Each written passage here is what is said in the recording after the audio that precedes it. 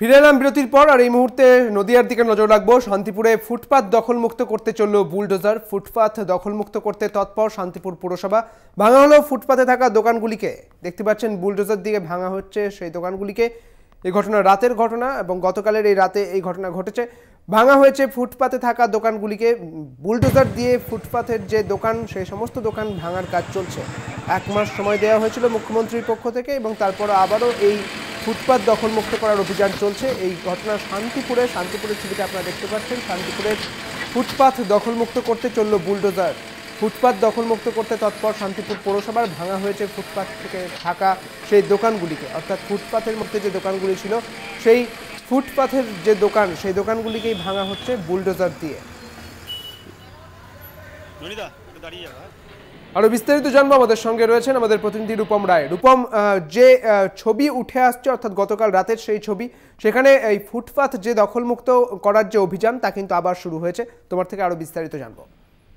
দেখো সুদীপ্ত, দীর্ঘ 1 মাস ধরে শান্তিপুর পৌরসভা কিন্তু শান্তিপুর পৌরসভার অন্তর্গত বিভিন্ন ফুটপাথের ওপর দখল করে থাকা ব্যবসায়ীদেরকে করজোড়ে নিবেদন করেছিলেন শান্তিপুর পৌরসভার চেয়ারম্যান সুব্রত ঘোষ যে তারা যেন নিজে থেকেই সরে যান। কিন্তু সেই চিত্র কিন্তু দেখা গেছে যে পৌরসভার ডাকে সাড়া দিয়েছে সাধারণ মানুষ এবং সবথেকে বড় কথা হকারে, যে সমস্ত হকাররা ফুটপাতে ছিল তারা, এবং তারা নিজেদের থেকেই সেই তাদের দোকান কিংবা পসরা সেখান থেকে সরিয়ে নিয়েছে।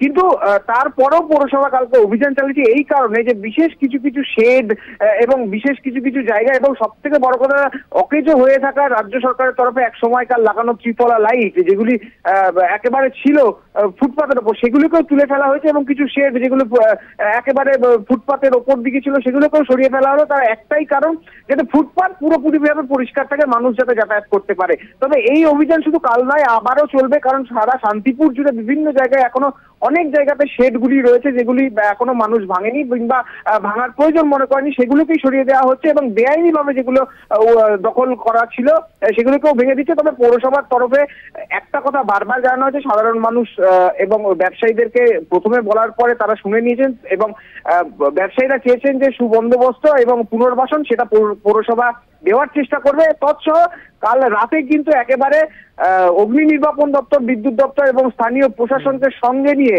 একেবারে জোর কদমে বুলডোজার চালিয়ে কিন্তু সমস্ত কিছু ভেঙে দেওয়া হয়েছে। অর্থাৎ আবারও কিন্তু এই ফুটপাত দখলমুক্তর অভিযান শুরু করেছে পৌরসভা। শান্তিপুরের ছবিটা আপাতত তাই বলছে। অনেক ধন্যবাদ রূপম তোমাকে। আমাদের সঙ্গে ছিলেন আমাদের প্রতিনিধি রূপম রায়।